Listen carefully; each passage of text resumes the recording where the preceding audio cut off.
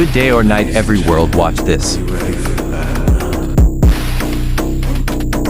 Ang pagsugpo sa droga, hindi yan magic formula para sulbahin ang lahat ng kabulukan sa gobyerno. And dyan na naman tayo, ginagamit na naman natin ang droga bilang pinagkakasya natin ang problema ng buong bayan na yan ang magiging problema. Yan ay tukhang mentality ni Duterte. May sagot ho ba kayo doon? Kinakailangan malinaw sa atin, bakit ang mga security guard bago ma-hire sa trabaho, kinakailangan sumailalim sa drug testing? Ang pagiging opisyal ng gobyerno, ikaw ay humihipo ng pera ng mamamayang Pilipino. Higit na mataas dapat ang standard natin sa mga naglilingkod sa gobyerno. Attorney Espiritu? Bakit hindi tayo magkaroon ng competency test, integrity test, honesty test, at may higit sa lahat, pro-masa test? Yan ba yung bangayan ni Marcos at ni Duterte? Yan ba may kinalaman yan sa sahod na hindi nakabubuhay ngayon? Yan ba may kinalaman sa kontraktualisasyon na nagpapahirap sa ating mga manggagawa? Yan ba may kinalaman sa kahirapan? Yan ba may kinalaman sa presyo ng mga bilihin? At yan ang mga nararamdaman ng taong bayan sa ngayon, hindi yung bangayang Marcos at Duterte. Ang usaping droga ay hindi bangayan ng dalawang nagbabangga ang pamilya sa politika. Ito ay tunay na nangyayari at nagaganap sa ating bansa. Kaya ako ay naninindigan na dapat sumailalim ang lahat ng opisyal ng pamahalaan at simulan natin sa tanggapan ng Pangulo. Maraming salamat po kay Attorney Rodriguez and kay Attorney Espiritu.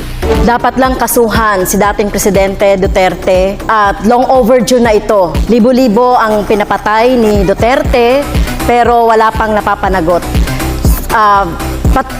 Sinasabi natin dito na dapat ay yung kaso na ito ay matagal na, pati na rin siguro. Senator De La Rosa? Sagot ko dyan is conditional, no? Hybrid. Pwedeng yes, pwedeng no. Yes, in the sense na nobody is above the law. Kapag mayroon siyang nagawang kasalanan, kasuhan natin.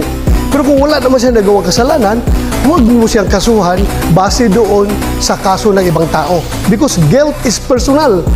Huwag po nating ipaangkin kay Pangulong Duterte yung kasalanan ni Ninja Cups. Kaya po, after 3 years na tapusan sa pag-ulo, walang kaso. So, mismong siya, si President Duterte, ay umamin na pumatay siya ng tao. Kaya kailangan siyang kasuhan. At ito, sino ba yung nagdisenyo ng mga policy na ito? Siya rin at nag-cause ng pagpatay. Maging si Senator Senator Bato ay dapat kasuhan. Gigil na gigil kang kasuhan si Pangulong Duterte at ako ng mga kaso na hindi mo kami maliling.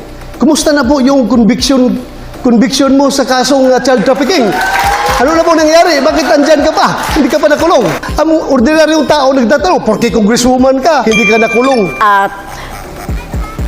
Ang ginawa po natin na pagre-rescue, tama lang po yung ginawa ko na pagre-rescue sa mga teachers, sa mga bata na biktima ng mga harassment, intimidation at threat doon sa sinasabi ni Senator Bato na nakaso. So, kung sino mang mga teachers, gagawin yon. Ano pong risk yun na pinagsasabi niya? Na yung mga parents ng mga bata mismo ay galit na galit sa kanya. Bakit ginamit niya yung mga kabataan para sa kanilang kapakanan? Walang risk yun nangyari doon. In fact, konbiktado nga siya sa kaso eh. There was no rescue.